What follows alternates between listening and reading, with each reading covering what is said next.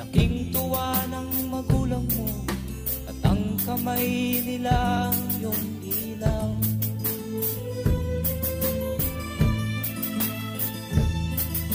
At ang nanay at tatay mo'y di malaman ang gagawin, namasdan pati pagtulog mo.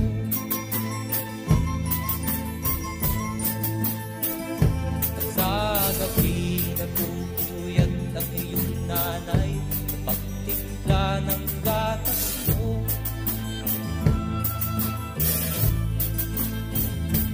Sa umaga na may kalungtan ng iyong amang tuwang-tuwa sa'yo.